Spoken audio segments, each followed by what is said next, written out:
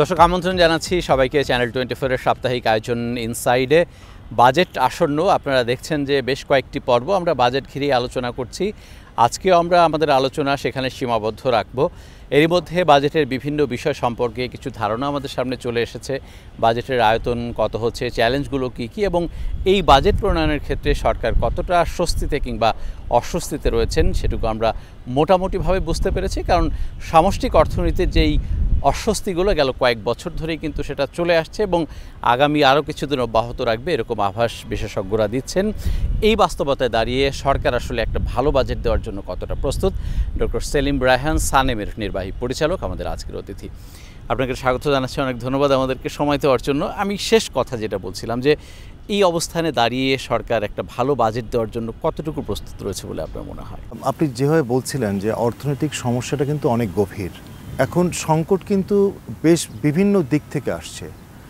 সামষ্টিক অর্থনীতি যে সমস্যাটা আমরা গত কয়েক বছর ধরে বলছিলাম, আমি মনে হয় এটা আরও প্রকটতর হয়েছে এবং বিশেষ করে মূল্যস্ফীতি নিয়ন্ত্রণে রাখা যায়নি এবং অর্থনীতির উপরে যে একটা আস্থার একটা জায়গা আছে, আমি যদি বৈশ্বিক অর্থনীতির অথবা বাহ্যিক যে দেশ যেটা আছে তারা বাংলাদেশের উপরে যদি একটা আস্থার জায়গা চিন্তা করতে চায়, সেখানে কিন্তু একটা বড় জায়গা হচ্ছে রিজার্ভের ব্যাপারটা, আমাদের সক্ষমতার জায়গাটাও সেটা একটা খুব গুরুত্বপূর্ণ দিক। সেটাও কিন্তু ক্রমান্বয়ে কমছে।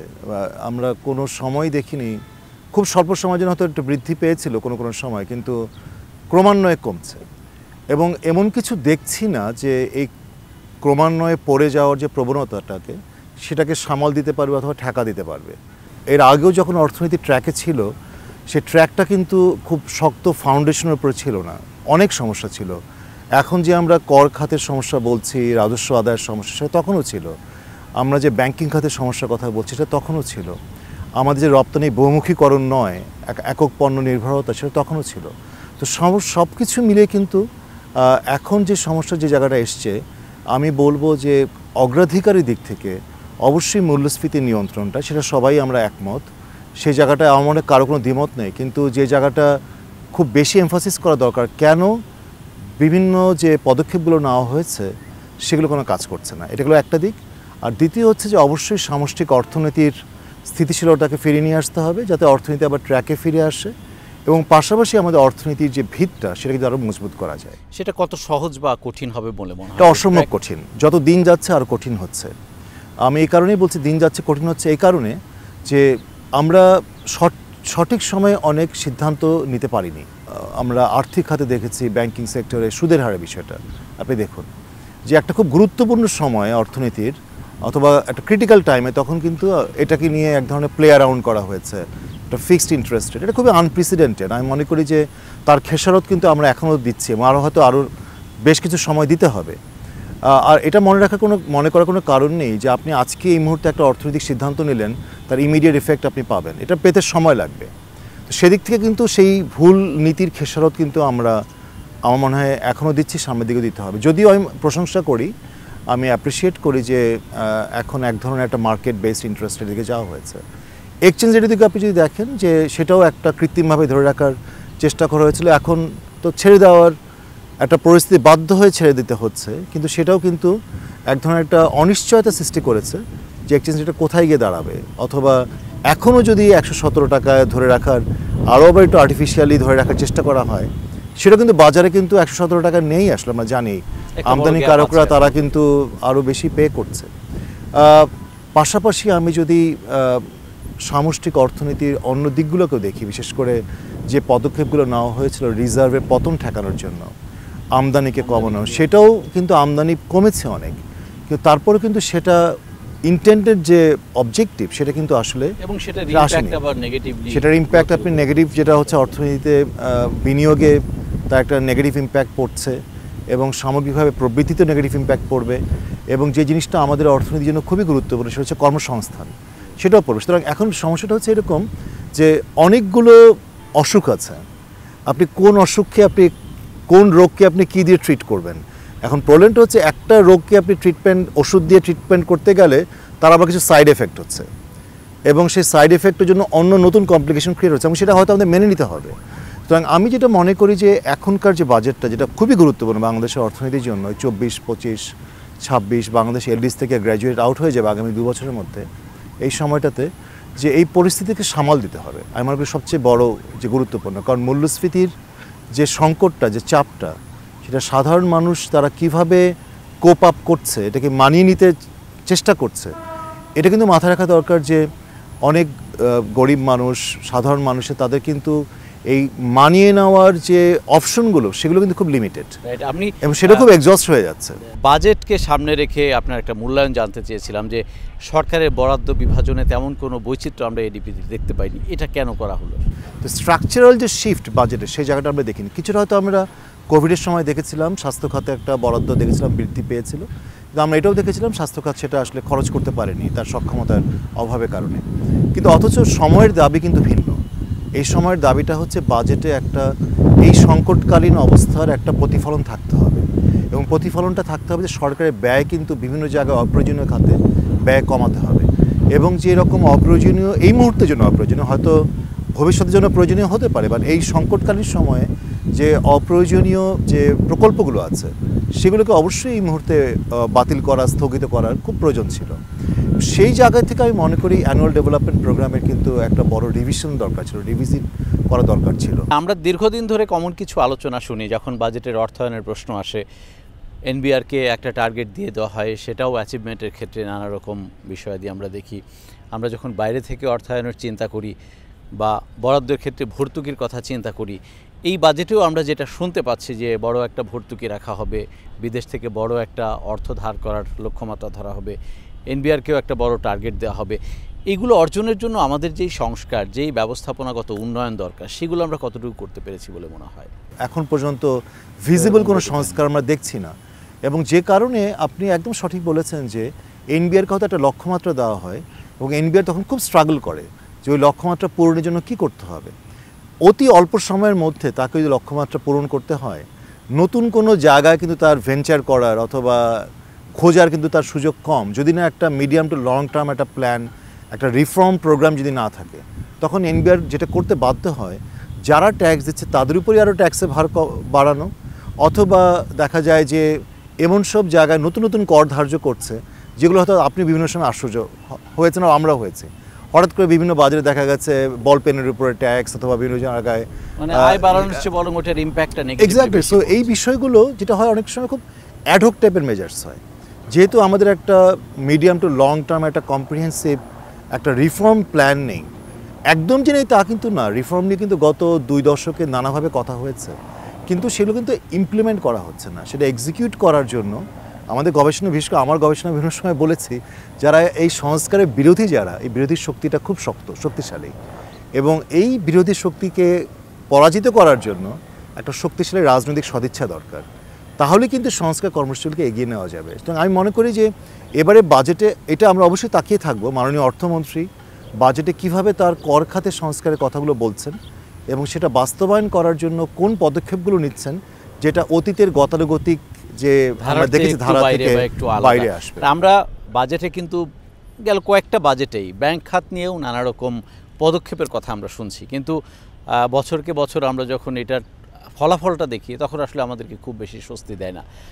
এটা আসলে এই বাজেটে নেওয়ার দরকার কতটুকু? আমি যেটা দেখি এখন পর্যন্ত খুব কম্প্রিহেন্সিভ প্রোগ্রাম ব্যাংকিং খাতের সংস্কারের নেই, অথবা যে উদ্যোগগুলো ইতিমধ্যে নাও দেখছি যে মার্চ করার অথবা কিছু কিছু সংস্কার প্রক্রিয়া উদ্যোগগুলো, সুদের হারের যে বিষয়টা সেটা অবশ্যই প্রশংসনীয়, কিন্তু ওই মার্জিংয়ের ব্যাপারটা অথবা রিলেটেড যে প্রক্রিয়াগুলো সেগুলো মোটা দাগে আমার কাছে অ্যাডহক মনে হয়েছে, খুব বেশি এর পেছনে পরিকল্পনাগুলো আমি দেখিনি।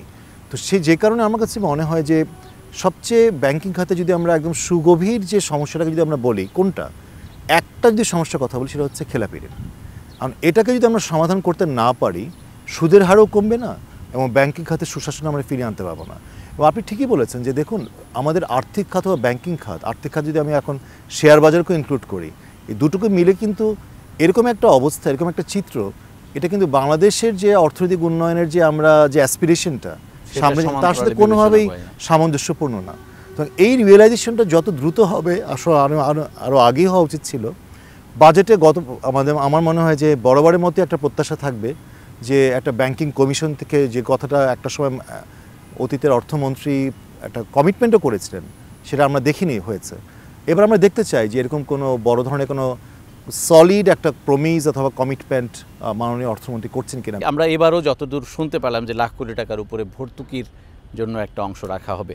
আমাদের তো কিছু অবধারিত ব্যয় আছে যেটা অনেক বড় হয়ে গেছে এবং দিনকে দিন বাড়ছে, সেটা সুদ পরিশোধ, বেতন ভাতা, এর বাইরে ভর্তুকি এখন একটা দুশ্চিন্তার কারণ। এই ভর্তুকিটা আমরা আসলে যেসব জায়গায় দিচ্ছি এটা আমার ইকোনমিকে কতটুকু সাপোর্ট দিচ্ছে বলে মনে হয় আপনার? একটা অর্থনৈতিক সংকটের সময় সরকারের যখন আয়ের একটা বড় ধরনের সমস্যা চলছে, রাজস্ব আদায় সেভাবে হচ্ছে না, সেখানে কিন্তু এটা একটা বড় কনসার্ন। এবং ভর্তুকিটা আমরা ইকোনমিক্সও জানি যে ভর্তুকি হচ্ছে যে আপনি খুব গুরুত্বপূর্ণ যেগুলো হয়তো অগ্রাধিকার হওয়া উচিত সেই সব জায়গায় হয়তো খরচ না করে আপনি এমন জায়গায় হয়তো খরচ করছেন, ভর্তুকি দিচ্ছেন যেটা একটা হাই অপরচুনিটি কস্ট আছে। এবং আমরা সেটা কিন্তু প্রতিফলন দেখছি। দেখুন, এনার্জি সেক্টরে অথবা পাওয়ার সেক্টরে একটা বড় ভর্তুকি আছে। এবং এটা একটা সমাধান এভাবে হয়তো চিন্তা করা হয় যে বিদ্যুতের দাম বাড়িয়ে দিয়ে হয়তো ভর্তুকির পরিমাণ কমানো যায় কিনা। তো বিদ্যুৎ খাতে যে বড় ধরনের একটা ইনএফিসিয়েন্সি আছে এবং একটা এটার মধ্যে যে এফিসিয়েন্সি বাড়িয়ে, সুশাসন বাড়িয়ে এখানেও যে খরচ কমানো সম্ভব, সেই উদ্যোগগুলো কিন্তু আমরা খুব বেশি দেখি না। সুতরাং ভর্তুকির ব্যাপারে বাজেটে এবার যদি সেই পুরাতন ধারাটাই কন্টিনিউ করা হয়, আমি মনে করি এটা আমাদের অর্থনীতির জন্য আসলে সরকারের একটা যুক্তি আছে, যেহেতু আমরা উন্নয়নশীল দেশ, সো এখানে ভর্তুকি মানেই সরকার বিনিয়োগ হিসেবে এটাকে দেখে। আপনাদের বিশ্লেষণ আসলে কি বলে যে আমি 1 লাখ টাকা যখন 1 লাখ কোটি টাকা এখানে খরচ করি, কতটুকু আসলে আমার ইনভেস্টমেন্ট হিসেবে যায় আর কতটুকু অপচয় হিসেবে যায়? আমি যদি একটু আগে বলছিলাম প্রোডাক্টিভ সেক্টরে যাচ্ছে কিনা, প্রোডাক্টিভ খাতে যাচ্ছে কিন্তু এটা অল্টারনেটিভ কোনো অপশন ছিল কিনা। যেমন বিদ্যুৎ খাতে আমি মনে করি ভর্তুকির জায়গায় যদি এফিসিয়েন্সি বাড়ানো যায়, এত পরিমাণ ভর্তুকি দেওয়ার কোনো প্রয়োজনই হতো না। এটা হলো একটা দিক। দ্বিতীয় হচ্ছে যে বাংলাদেশ কিন্তু আগামী 2 বছর পরে এরকম আর ভর্তুকি দেওয়ার সুযোগটাই থাকবে না, এলডিসি থেকে যখন বের হয়ে যাবে। সুতরাং আমাদের তো অবশ্যই সেই জায়গায় একটা পাথওয়ে ক্রিয়েট করতে হবে যে অতীতে ভর্তুকি দেওয়া হয়েছে ফর ভেরিয়াস রিজনস, লবিং পাওয়ার আছে, বিভিন্ন গোষ্ঠী তারা ভর্তুকি চেয়েছে, সেসব জায়গা হয়তো আমরা দেখতে পাই যে এটার একটা রেজাল্ট যেরকম একটা বিশাল অ্যামাউন্টের একটা ভর্তুকি আসছে, কিন্তু এটা অর্থনীতি এই বোঝা বয়ে বেড়ানোর সক্ষম না। আমি সুদ পরিশোধের কথা বলছিলাম। আমাদের অভ্যন্তরীণ উৎসে বড় পরিশোধের চাপটা বেশি, বাট দিন দিন আমাদের বহির্বিশ্ব থেকে আমরা যে ঋণগুলো নিচ্ছি সেটা একটা বড় চাপ তৈরি হচ্ছে। আপনার কি মনে হয় যে এইখানে অর্থ ছাড়, অর্থ ব্যবহার বা ব্যবস্থাপনার ক্ষেত্রে আমরা কতটা দক্ষ হতে পেরেছি?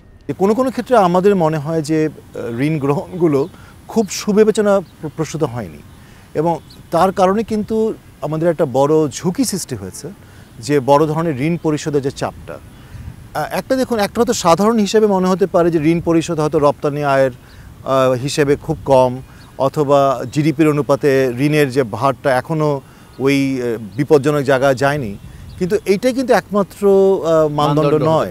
কারণ আপনি যখন দেশের রিজার্ভ যখন এরকম বিপজ্জনকভাবে কমছে, তখন কিন্তু ঋণ পরিশোধের সক্ষমতারও কিন্তু আমাদের এইটাও কিন্তু একটা চোখ রাঙাচ্ছে। দ্বিতীয় হচ্ছে যে ঋণের ক্ষেত্রেও যে আমরা গত কয়েক বছরে যে ট্রেন্ড দেখছি যে বিভিন্ন ধরনের শর্ট টার্ম ঋণ নেওয়া এবং যেগুলো সুদের হার বেশি, এবং অনেক সময় দেখা যায় বাইল্যাটারাল ঋণগুলো যেখানে কিন্তু মানে গভর্নেন্স অথবা ওই মনিটরিংয়ের জায়গাগুলো কিন্তু খুব শক্তিশালী নয়, অ্যাকাউন্টেবিলিটির বিষয়গুলো খুব শক্তিশালী নয়, সেই জায়গাগুলো আমি মনে করি যে হয়তো আরও বেশি নজর দেওয়া দরকার। আমরা শেষ করব আজকের আয়োজন। সবশেষে জানতে চাইবো যে আমরা যতদূর শুনতে পাচ্ছি যে আমাদের অনেক জায়গায় কর অবকাশ সুবিধা রয়েছে বা ইনসেন্টিভের কিছু বিষয়াদি রয়েছে, সম্ভবত এবার এটা তুলে দেওয়া হতে পারে, সেটা আইএমএফের চাপও আছে, আবার সরকারের হয়তো আয়ের একটা খাত তারা বের করতেছে। এটা কতটুকু যৌক্তিক হবে বলে মনে হয়? এটা খুবই একটা ডিফিকাল্ট চয়েস, ডিফিকাল্ট একটা পরিস্থিতি। কারণ কর অবকাশ আপনি জানেন যে এটা কিন্তু হঠাৎ করে হয়নি, এটা দীর্ঘদিনের বিভিন্ন সেক্টর তারা নানাভাবে দেন দরবার করে তারা তাদের কর অবকাশগুলো নিয়েছেন। এখন এমন অনেক খাত আছে যারা দীর্ঘদিন ধরে এই সুবিধাটা ভোগ করছেন, কিন্তু তাদের যে একটা গ্র্যাজুয়েট আউট হয়ে যাওয়া দরকার ছিল সেটা কিন্তু তারা হয়নি। আমি মনে করি হয়তো সরকার যেটা করতে পারে, এনবিআর যেটা করতে পারে, যে এর মধ্যেই এক ধরনের ক্যাটেগরাইজ করতে পারে, যাদেরকে ইমিডিয়েটলি বাতিল করা যেতে পারে, যাদেরকে একটা টাইম বাউন্ড একটা নির্দেশ দেওয়া যেতে পারে যে আমি এই মুহূর্তে বাতিল করছি না, কিন্তু আগামী বছর থেকে এটা থাকছে না, আর যাদেরকে হয়তো আরেকটু দীর্ঘ সময়, আরও কিছু সময় হয়তো কন্টিনিউ করা যেতে পারে। তবে এটা ঠিক, আমরা কিন্তু এগেইন আমি মনে করে দিচ্ছি 2026-এর পরে এলডিসি থেকে গ্র্যাজুয়েট অ্যাওয়ার্ড পরে এরকম অনেক সুবিধা কিন্তু বাংলাদেশ তখন আর দিতে পারবে না। অন্য ফরম্যাটে হয়তো আমাদেরকে যেতে হবে, সেটাই নন ফিনান্সিয়াল বেনিফিটের ক্ষেত্রে হয়তো যেতে হবে। অনেক ধন্যবাদ আপনাকে। আমরা আজকের আয়োজন এখানে শেষ করতে চাই। দর্শকের সাথে শেষ করছি আজকের মতো ইনসাইট। ভালো থাকবেন সবাই।